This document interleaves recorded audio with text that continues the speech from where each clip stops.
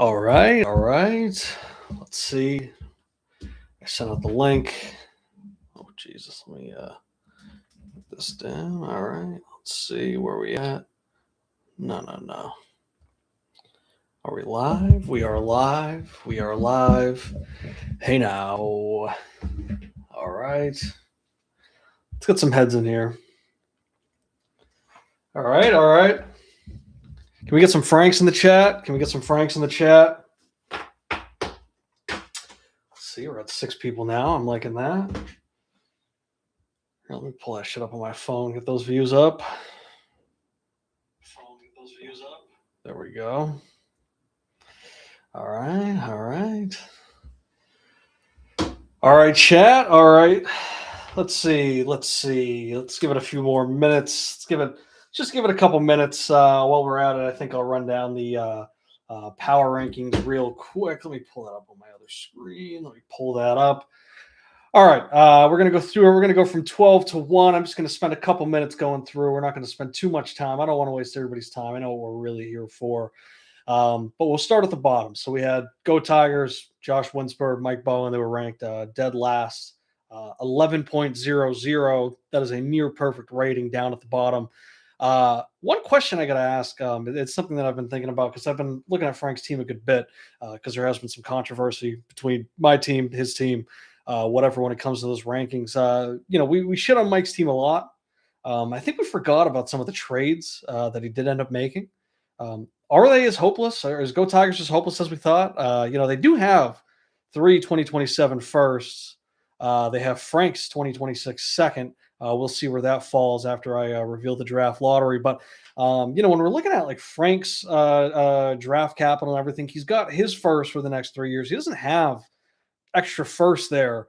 I'm curious with the Burrow and the Caleb Williams and T Higgins and whomever, Justin Jefferson and all that. I'm just curious if Mikey's maybe closer to getting back to where he wants to be, if he can do it a little bit faster than I think people are giving that team credit for. But speaking of Frank, I mean, there were a few teams that ranked Frank over me, which I think is ridiculous. And I've heard the complaints. Oh, what, we're going to get on the show and just talk about the slow stroke kings? Yes, we are.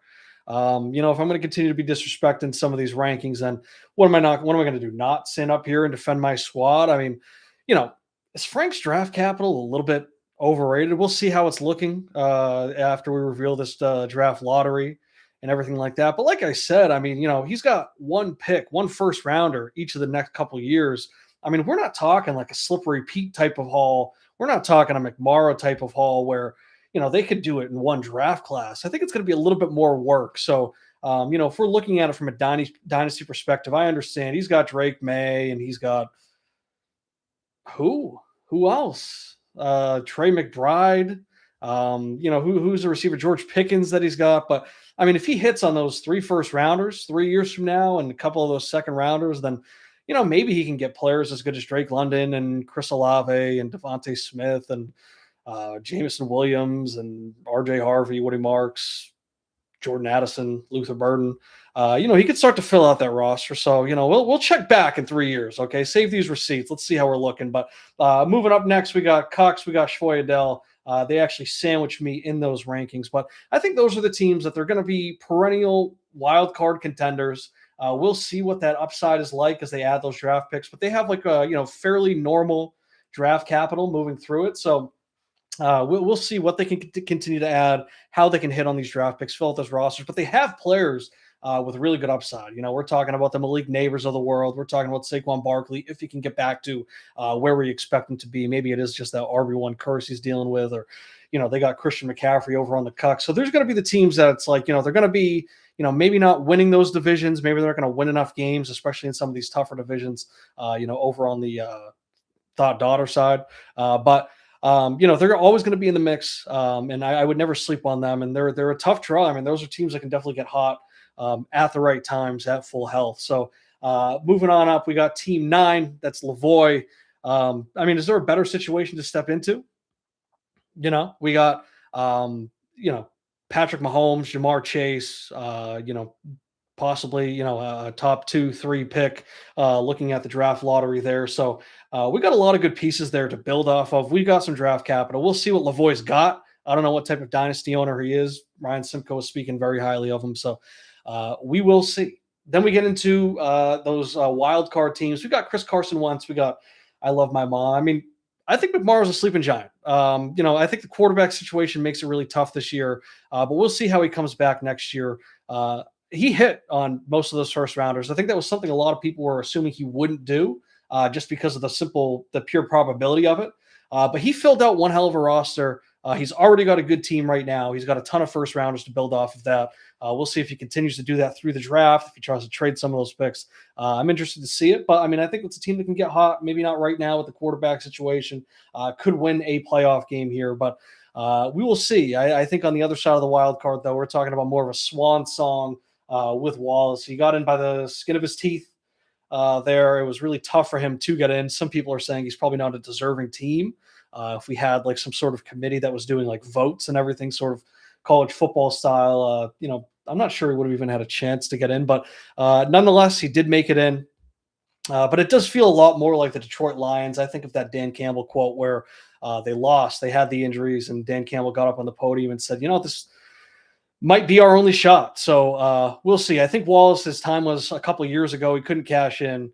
Now it just feels like we're kind of seeing that trickle down, kind of the descent of his team. So maybe he can give it one last go before some of these teams start to really turn it on in future years. But then we got that next tier with Lamar and the Zits. We got the Bussy Boys. I think those are teams that are just like classic good teams. They're not as stacked as that next tier of teams. They're not, just, top to bottom, elite talent, but they can still put up 120, 130, 140 points in a week. They made it to the playoffs. They got their healthy rosters. We'll see what they can turn it into.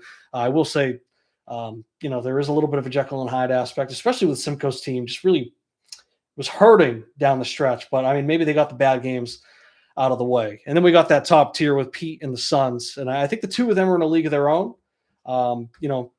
Right now they're, at great health. Pete kind of lucked out with that bye. I mean, CeeDee Lamb actually is going to play this week, but maybe Kamara can come back as well and kind of get some of those players back and not have to worry about potentially missing any of them this week. So, those are the rankings. I think they were fairly consensus across the board. There were a few blips here and there, a few just asinine rankings, particularly involving my team. But all right,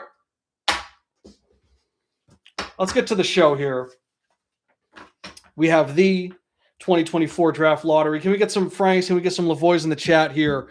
Can we maybe get Rakai, the crash out kid? Can we get him maybe in here for one of these episodes? Maybe next year for the lottery, he can be part of the drawing of that. So, all right, let's give it one more second. Let's get the chat going. Let's get some Franks in the chat. Let's get some Lavoies in the chat.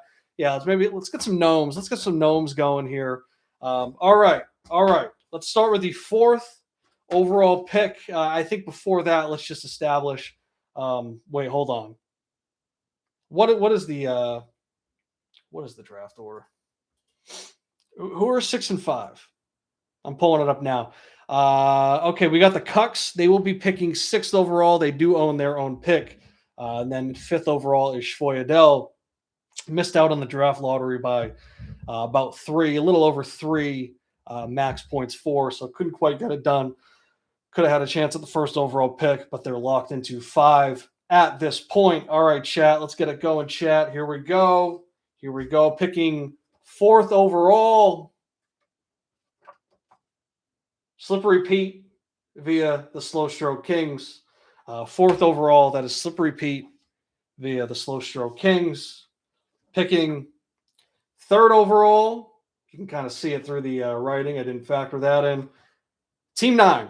Lavoie will be making his first pick in the league. 3rd overall. Team 9 will be picking 3rd overall. 2nd overall. Carson Wentz via Go Tigers. That's Josh Winsper, Mike Bowen. And of course, that means picking 1st overall, Tasaki Noem.